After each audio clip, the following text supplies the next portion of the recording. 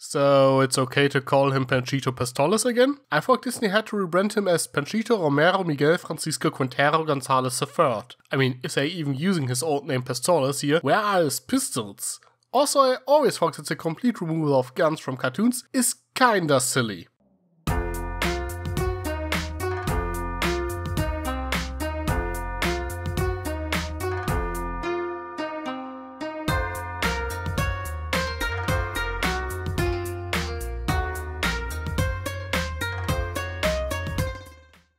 So, here it is, a long-awaited DuckTales episode, which features the legendary three Caballeros. Admittedly, I could have done without it if we were to get a release date for the second season of The Legend of the Three Caballeros. Yeah, you might not be aware of that because the show hasn't been officially released outside the Philippines yet, but you can probably find it somewhere floating around the internet. I know I'm supposed to talk about DuckTales here, but it is hard not to compare this episode to that show. It was released back in June and so far there's one season with 13 episodes. Thing is, the inclusion of Jose and Panchito in DuckTales worries me a little bit, as it might prevent Disney from producing another season of The Legend of the Three Caballeros. Especially the fact that Jose and Panchito got different voice actors here in DuckTales sets up some red flags. And speaking of which, I prefer their voices in The Legend of the Three Caballeros, though that might be because I got used to them at this point. But yeah, if you like the Caballeros, you should check out their TV show, you won't regret it. That being said, I was still looking forward to this episode simply because I fell in love with the characters after watching that show, and wanted to see more of them. So, did the town where everyone was nice disappoint? Well, Panchito and Jose are pretty much spot on and retain their great dynamic with Donald. One thing I really appreciate about them is that they treat Donald like an equal friend, which can be seen very well in this episode. This is very unlike most relationships Donald has. Donald is often more defined by his family relations, and most of them are rather strained. While he usually serves as a father figure to the triplets, they tend to make more fun of him. Scrooge is never really pleased with Donald, and so on. When we stepped outside the Duck universe, his two best friends are probably Mickey and Goofy, but between those two he seems more like a third wheel, as he is mostly there as Mickey's sidekick or rival, while he himself is mostly annoyed by Goofy. Often it is because of his anger issues, but Donald hardly gets along with anyone. Jose and Panchito are the big exception. While he tends to still play the butt monkey of the trio, they are shown to be rather supportive and respectful towards him. And you know, it is just a nice change of pace to see a genuine, happy Donald.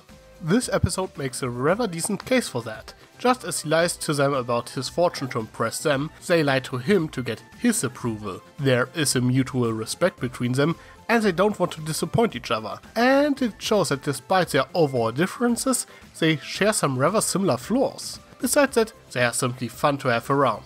Regarding their lies, by the way, I have to say that Donald's lie is actually the most believable. I mean, let's face it, if Scrooge were to retire for whatever reason, Donald would probably be the most likely candidate to inherit his company, besides the triplets maybe, but they are too young at this point. He is after all Scrooge's closest relative in the end, and the few alternatives we know of would be Gladstone and Favre. And I wouldn't put any of these two in charge of a multi-billion-dollar company. Jose lies is also somewhat plausible, I guess. It sounds like something he would do. But Panchito is pretty much the worst of the bunch. If he was actually as popular as he claims, Donald would probably know. Claiming to be an international pop star is not exactly the most believable lie. What does bother me a little bit is that they are just Donald's old college band. Considering that Donald has been established as a seasoned adventurer in this continuity, I think this is a little bit disappointing, especially since the other show is all about the Caballeros going on crazy adventures.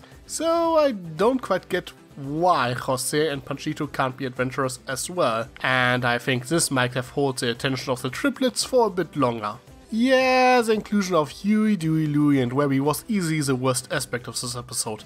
I mean, they were alright and got a couple of laughs out of me, but what point exactly was there for them to be there if they hardly interact with the Caballeros at all? You would think that at least Webby would be a little bit more interested in them, considering her obsession with the Duck family. And why is Dewey suddenly so obsessed with social media? I thought the show introduced Mark Beeks for this sort of jokes, and in the end it felt like they were just padding out the running time. Only Huey felt like a worthwhile addition. I thought it was rather sweet to see how supportive he is of his uncle in this episode and even got Scrooge to play along.